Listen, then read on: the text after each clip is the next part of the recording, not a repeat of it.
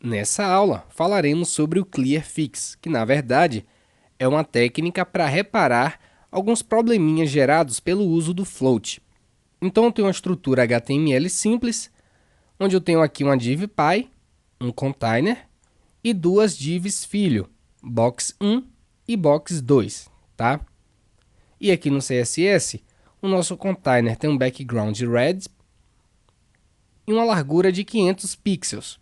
O box1 tem um background green, uma largura de 150 pixels e uma altura de 150 pixels também. O box2, background color blue, e uma largura de 150 e uma altura de 150 também. A gente pode visualizar aqui no navegador. Olha só, temos aqui o container, box1 e o box2, tá? Então vamos entender o problema. Se eu quiser fazer flutuar esse box2, tá? Essa div azul aqui na direita, eu vou precisar colocar um float right, correto? Float right. Se a gente atualizar o navegador, olha só, a gente teve uma quebra aqui no layout, tá? Se a gente tentar adicionar um float left no box 1,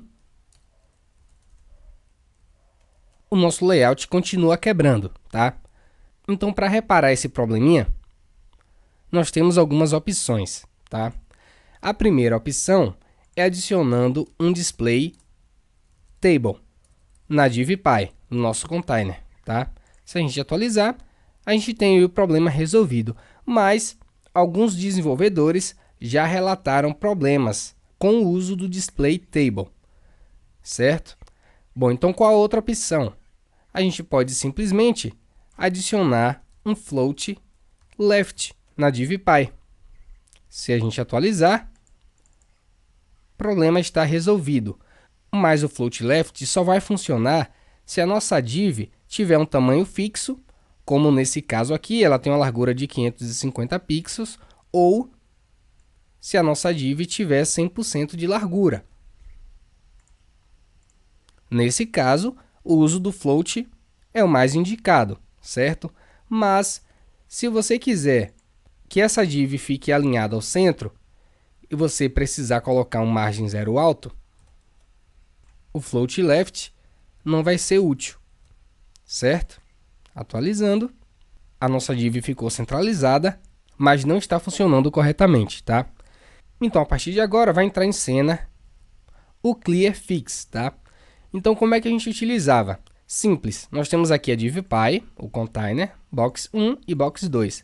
Antes da tag de fechamento da div pai, a gente criava uma div, class, Clearfix, e fechava essa div.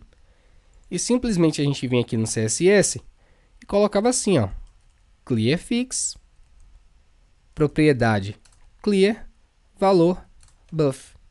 Ctrl S para salvar, Ctrl S aqui para salvar, atualizando o navegador, funcionou perfeitamente, tá? Então, por muito tempo foi usado o Clearfix dessa forma. Só que a gente não precisa mais ficar criando divs para utilizar esse Clearfix, tá? Já pensou todo container que você tiver e você utilizar um float, ter que adicionar um Clearfix? Então, o que a gente faz? Vou remover essa div.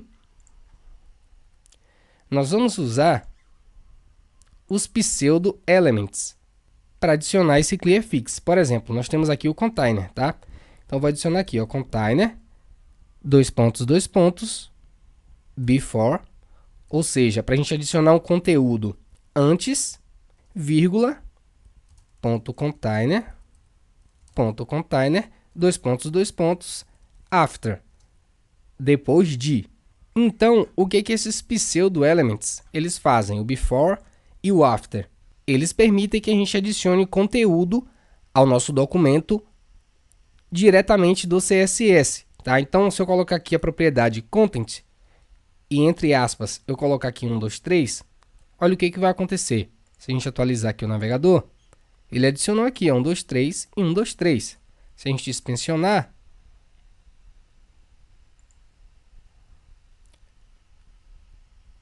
a gente consegue ver aqui o before e o after. E o conteúdo, 1, 2, 3, 1, 2, 3, que a gente acabou de adicionar diretamente do CSS, tá? Só que nesse caso a gente não vai adicionar conteúdo nenhum. A gente vai deixar o content vazio e vamos colocar aqui um display table. Beleza? E mais embaixo, novamente o container, dois pontos, after. Depois do container, o que a gente vai fazer? Adicionar um clear buff. Apenas isso, tá? Então, eis aqui uma forma mais inteligente de se utilizar o clear fix. Tranquilo? Se a gente atualizar, problema resolvido. Então, você me pergunta, poxa, todo layout que eu for fazer, eu vou precisar utilizar esse clear fix? Bom, você só vai precisar adicionar esse clear fix se você for criar um layout utilizando floats, tá? Se você for criar um layout utilizando Flexbox, você não vai precisar. E se você for criar um layout utilizando um framework, que é o mais provável, você também não vai ter acesso a esses códigos aqui, porque o framework acaba, de uma certa forma, abstraindo esses códigos, tá? Geralmente, quando a gente utiliza um framework, a gente só personaliza alguns elementos, beleza?